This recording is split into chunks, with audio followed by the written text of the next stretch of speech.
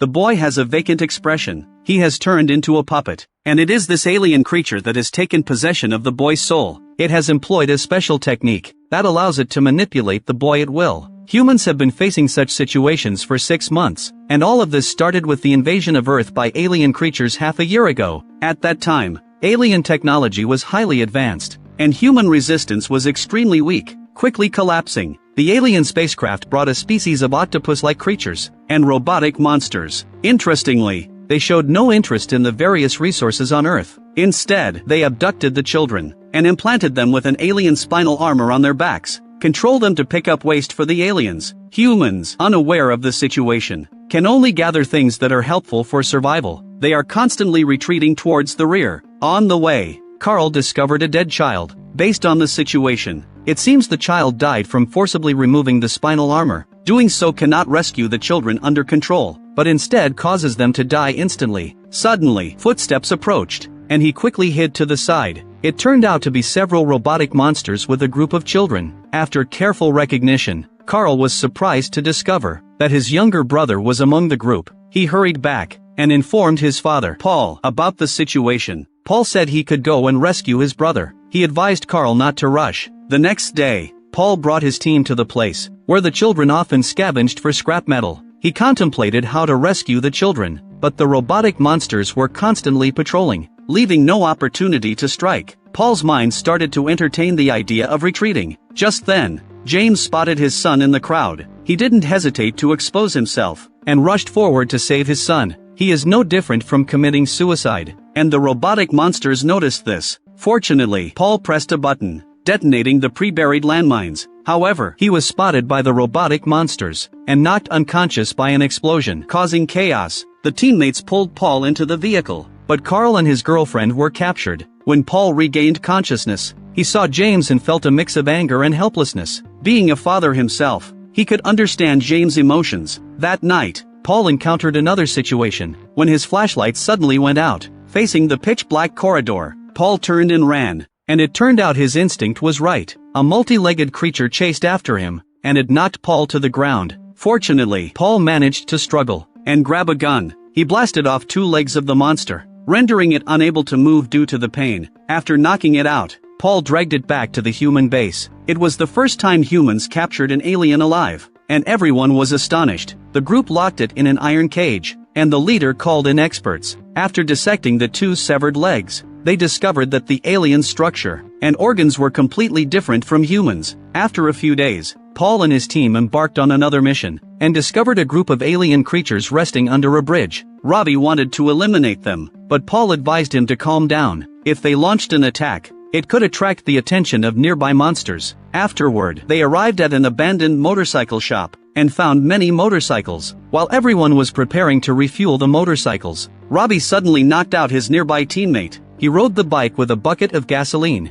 and went to find the monsters. He reached the bridge, lit the fuse, and swung the gasoline bucket with force. The explosion obliterated several monsters, but the thick smoke attracted the attention of other monsters to the area. The monsters controlled a group of children, and brought them to the motorcycle shop. Paul saw the enemy approaching, but didn't allow his teammates to counterattack. After all, they were all humans, and inflicting harm upon each other would be too cruel. So, the group decided to seize an opportunity, and escape by driving the motorcycles. Just then, a multi-legged creature sneaked in from the rooftop and, realizing their intentions, blocked the group's path. Paul and his teammates successfully coordinated, and killed the monster on the spot. Strangely, the monster lost its life, and the children outside stopped moving, as if they were puppets whose strings had been cut. Although Paul wanted to rescue the children, he had no way to do so, and could only leave with the group. At night, Paul led the team out again to search for provisions. He noticed a trail of strange claw marks and, based on his experience battling aliens, Paul concluded that there was an ambush ahead. He sent the dog to scout ahead, and the mechanical monsters responded to the noise. A child ran over to protect the dog, and attract the monster's attention. The child was about to be in danger, but Paul tackled them, saving them from the missile attack. Meanwhile, inside the human base, researchers were studying an alien spine. The experts were preparing to remove the spine from James' son, cutting off the connection point. The spine seemed to have fused with the boy's body, and as the spine was being removed, the boy's pupils underwent changes. The experts removed it entirely, And fortunately, the boy's condition gradually stabilized. Now a new problem emerged. There was residue on the boy's back that couldn't be removed for the time being, and the group had no viable solution. Suddenly, the boy's body started shaking violently. The experts increased the dosage of sedatives, causing the boy to fall asleep again. Immediately after, the experts prepared to communicate with the multi-legged creature. He wanted to obtain more useful information, but the aliens couldn't understand English at all. The female doctor brought pictures for the creature to identify,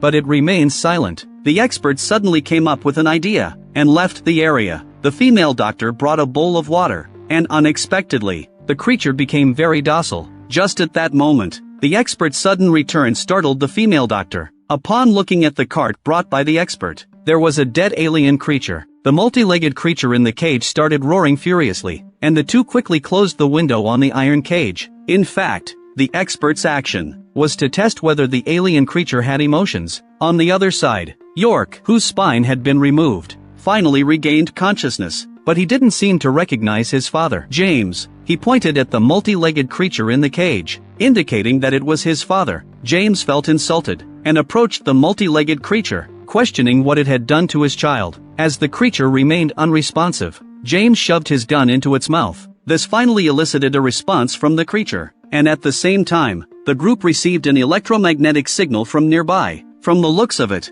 the key to the situation lies in the creature's mouth. James informed the expert about this matter. The expert decided to dissect the killed creature. Subsequently, the group discovered that the alien's upper jaw had an unusually high number of nerve endings. This might be the creature's weak spot. Similar to the human brain, the multi-legged creature regained consciousness and locked eyes with York while no one was paying attention. Unexpectedly, York placed the spine back onto his back, allowing it to fuse back with his body. Immediately after, York prepared to rescue the multi-legged creature. Fortunately, James and the others arrived in time, stopping York's next move, but also managing to provoke James. Everyone didn't understand why the boy was helping the alien. At this moment, the multi-legged creature began speaking to the group through the boy. It conveyed that if they didn't release it, York wouldn't survive for long. James rushed forward and ripped the spine off York's body, causing York to fall into a coma. James broke down. What were the creature's intentions? How could York willingly allow them to control him? From the expressions of the experts, it was apparent that they didn't understand it either. The research on the creature must continue. The female doctor brought warm water for it once again. The expert also came up with an idea. He wants to stun the monster and vivisect it. The creature heard the conversation between the two clearly, and immediately fell into contemplation. The expert planned to subdue it when there was no one in the laboratory. The creature was about to become a subject of human experimentation. Just as the expert approached the iron cage, the creature entangled him. Hearing the commotion, the others rushed over,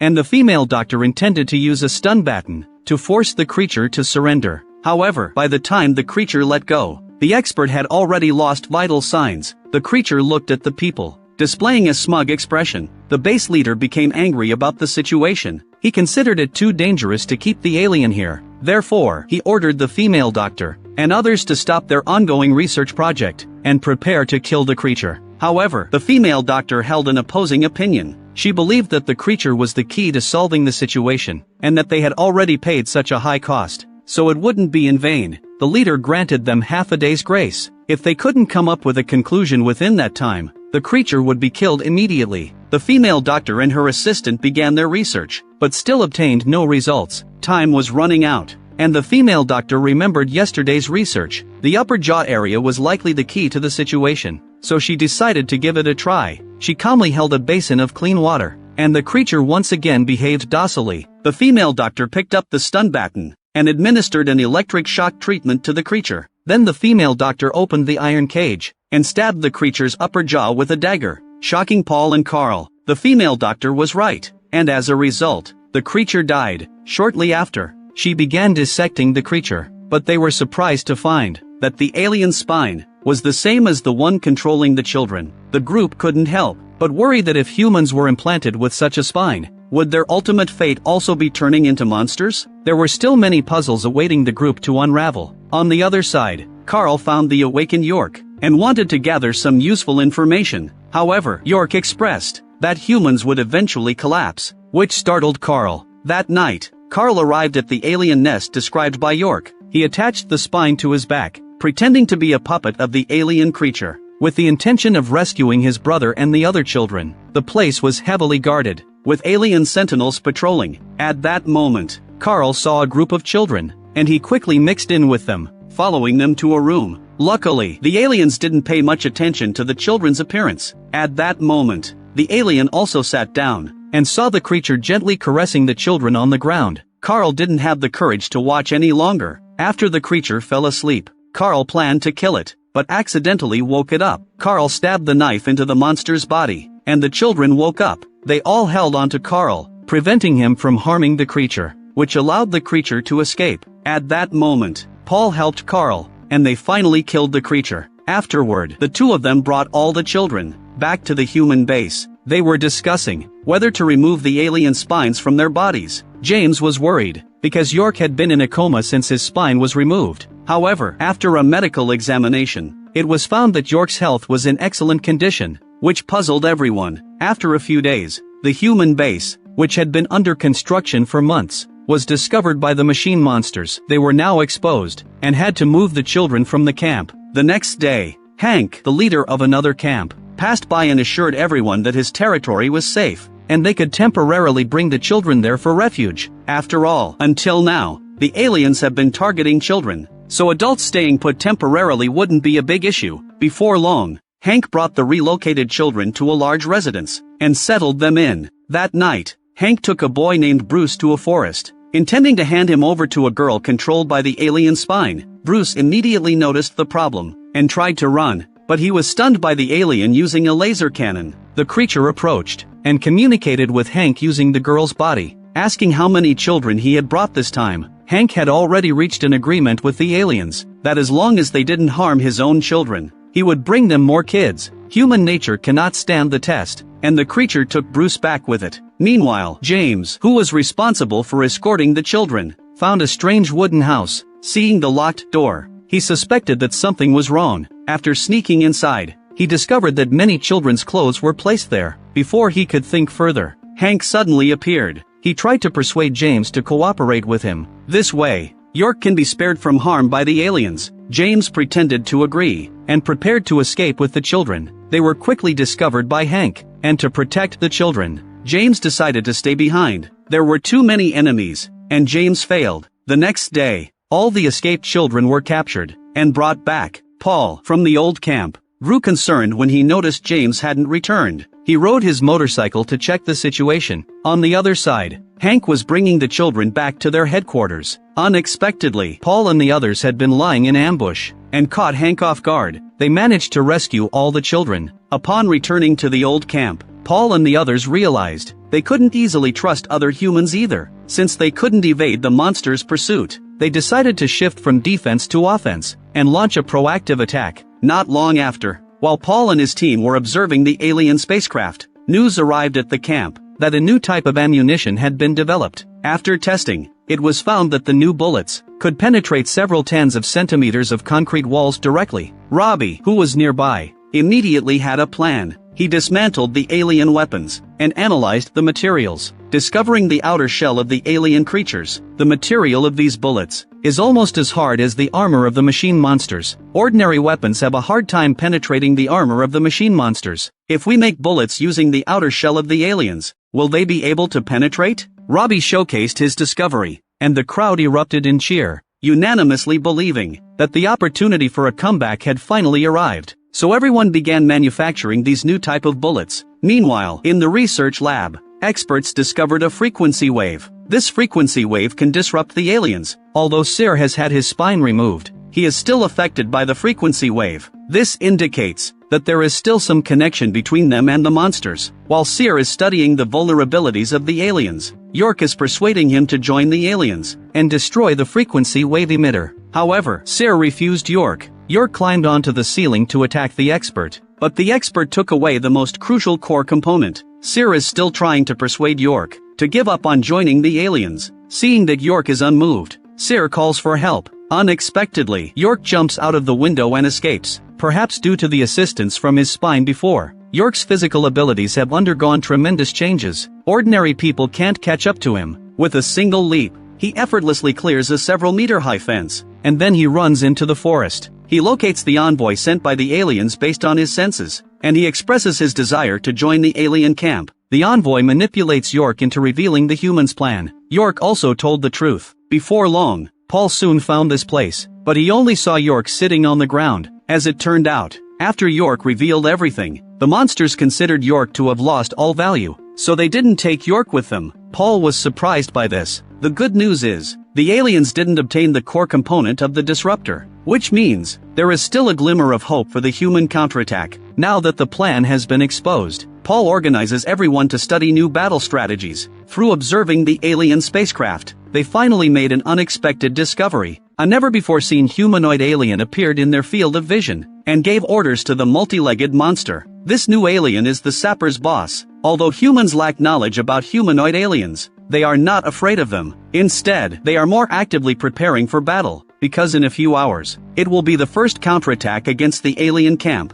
Humans will strike against the spacecraft. Paul evacuates the children from the camp. As the battle begins, humans fight to defend their last homeland. They launch a counterattack against the aliens. However, as the battle unfolds, people realize they are slowly falling into passivity. As it turns out, although Cell has been stripped of its spine, but aliens can still track their whereabouts. They always arrive at the human ambush location. Fortunately, humans are well prepared, which prevents their failure. When the machine monsters enter the human attack range, humans launch their attack. After a fierce battle, the leading machine monster falls to the ground. The crowd hadn't had time to be happy yet. There was a sound of footsteps not far away. More machine monsters are gathering here. At this critical moment, the frequency wave emitter suddenly malfunctions. Perhaps the aliens are aware of the human plan, and have changed the frequency they use. Paul and the others are running low on ammunition. Just when everyone is in despair, Cell uses its own sensing abilities and the aliens. With the experts' coordination, they finally find the frequency currently used by the aliens. A new problem arises. Now their signal jamming capability is too weak. Unable to stop the numerous machine monsters outside, they need to quickly find a signal amplifier. Looking at the flagpole outside, Cell has a solution. He, enduring the pain of the signal torment, rushes to the side of the flagpole, successfully connecting the frequency wave emitter to the flagpole. Instantly, a massive interference wave appears in Cell's mind. Also affected are the robot monster team. The machine monsters immediately turn around and retreat. In this way, humans utilize their intelligence and wisdom, successfully completing the first attack on the alien camp. However, on the other side, the team going to attack the spaceship is not so fortunate. They are ambushed by the aliens. Before they even got close to the spaceship, they were defeated by aliens. The leader orders Carl to go back and deliver the message. Unexpectedly, after Paul learns about it, he decides to rush to the front lines. After a day of battle, he discovers interfering with frequency waves will be the hope for human revival. So he installs the device on the vehicle, thus completing a large-scale signal transmitter, providing support to the front lines. But what he didn't expect is, the situation at the front line is much worse than he imagined. Robbie is barely alive, and the other teammates didn't survive. Paul searches the area, and finally finds the leader. The leader tells Paul, even though humans have made great progress, in comparison, aliens' technology is clearly superior. Their artillery can't penetrate the spaceship's shield. However, Paul has another plan. Because of their frequency wave interference, alien operations have been affected. They are now rushing back to defend here. Seeing Paul preparing to attack the spaceship, the leader expresses he has already experienced how powerful aliens are. Paul persuades him to be more optimistic. Previously, it was due to a lack of understanding of the aliens, but now they are much stronger than before. Don't underestimate human intelligence. Paul shoulders the rocket launcher and fires a missile, accurately shooting down an alien fighter jet. The fighter plane smashed into the spacecraft's protective shield, causing a massive explosion in a section of the spaceship. Seeing Paul's success, the leader also smiles. On the way back to the camp, they discover a girl in the middle of the road. Before long, a foreign spaceship lands slowly. A humanoid alien comes out. The alien communicates with the two through the girl. Their technology is highly advanced, but they underestimated the abilities of humans. Although Paul's son removed the alien spine, but, in a way, still haven't escaped the control of aliens. The aliens take advantage of this, and make Paul board the spaceship. So far, Falling Stars, Season 1 comes to an end. The series premiered in 2011, directed by Carl Franklin, telling the story of humans resisting alien invaders. Facing the invasion of aliens, the human military suffers defeat after defeat. Governments of various countries cease to exist. In half a year, only a small number of humans remain on Earth. In order to protect the Earth and our homeland, the remaining humans unite, fight against invaders. As a sci-fi action thriller series, the film has a high production cost, resulting in spectacular visual effects and battle scenes. The plot is tightly arranged. The characters are all played to near perfection. It is a sci-fi series worth watching. If you enjoy my channel, please give me a subscribe.